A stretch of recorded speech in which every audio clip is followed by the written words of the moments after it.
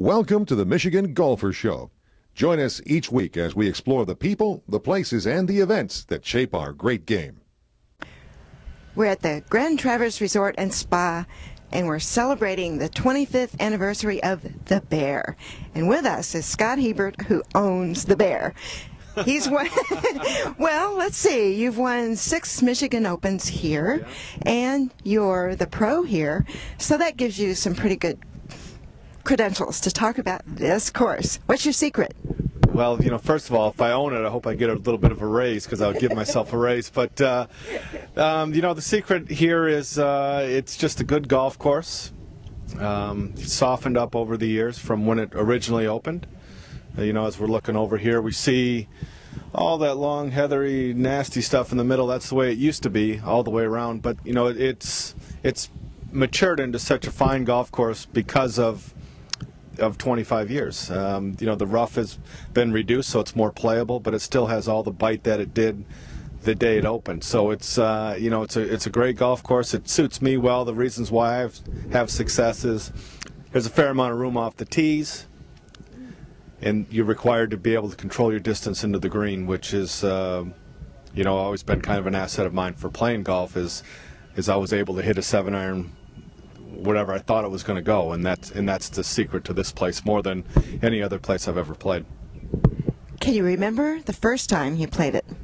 I can remember I was at school at Ferris, came up, and just some PGM guys, and we went out and played. I made an 8 on number 1. The pin was down in the bottom tier, and I couldn't get it to stop on the green. I played from front bunker to back bunker to front bunker, and I had to play to the back of the green and made 8.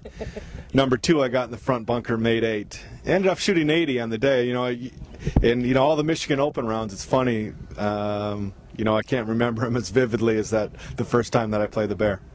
Well, maybe it was just a little bit more challenging that particular day because it was a little earlier. Yeah, and I was probably more of an accomplished player now than I was back in college. So it's a terrific golf course.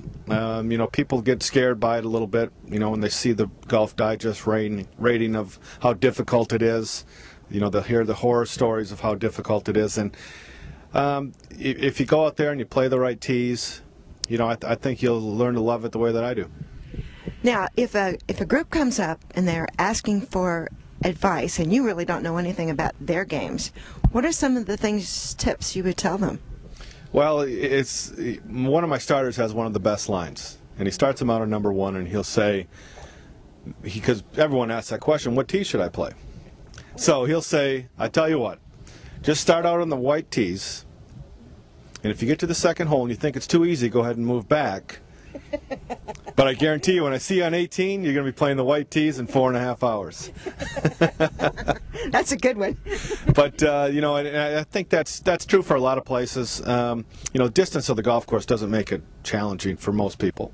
Most people's handicap is not how far they hit it; it's being able to control it. And if you can get yourself to have shorter clubs in, and then maybe take advantage of the replay if you want to see what it's like all the way back. We don't mind you slowing down a little bit in the afternoon. So, yeah, go ahead and move back and see what the Michigan Open plays from. Oh, that's interesting. Now, let's talk about the bunkers. We have one shot of you where all we can see of you is the very tip of your hat. The bunkers are challenging because of the flatness of the bottoms. And, I don't know if Jack took that from overseas, but to make a golf bunker hard is if you have it perfectly flat on the bottom, you don't have any assist to make the ball go up into the air, which you see a lot of old golf courses with push-up greens. The bunkers normally slope towards the green.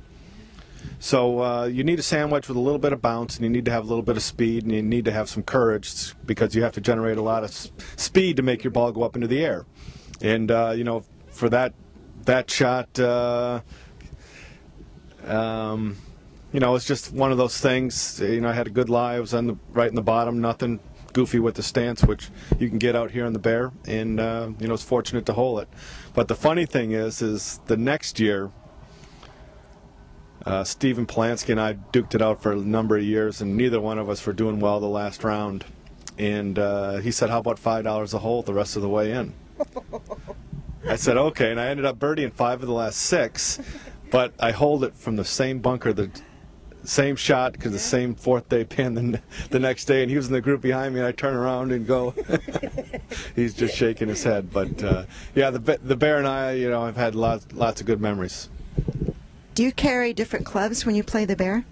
I don't. I will move in and out of a 2-iron versus a 5-wood. As I get a little bit more gray hair, it seems like I go more to the 5-wood. But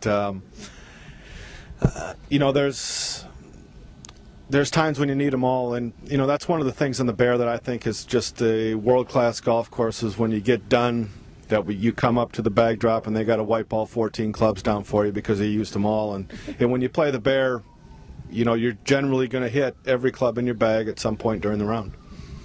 Wow, so that's part of what makes it fun, is being able to use all those clubs. Yeah, I mean, that to me it's a good design. You can overpower it. It helps, like a good golf course would. But if you can control your ball, even if you hit a 200-yard fade, as long as you know that it's going to go 200 yards and fade, you can play the Bear.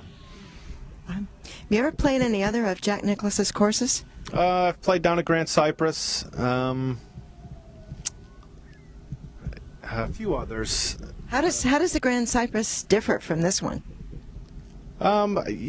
It's a little bit more mellow, Nicklaus. Nicklaus generally has terraced fairways, greens that have different elevations to them, but once you get up there, they're relatively flat.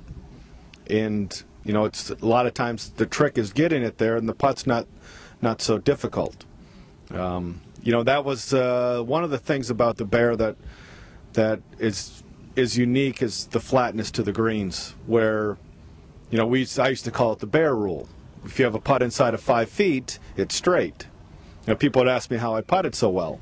Well, the greens are as pure as we keep them. So even though it may look like it has just a little bit, and guys search a little bit too much for break, with those modern greens being flat like that, it's normally, if you start it in the center, it's gonna stay somewhere inside the hole and it'll go in. But don't show anyone. That's our little secret. I was going to say that's a pretty good secret, but I'm not sure it is anymore. Well, Scott, congratulations on all your success here, and we look forward to seeing people out on the course today. Yeah, it looks like we're going to have a nice day for it. 25 years, I've seen half of them, so.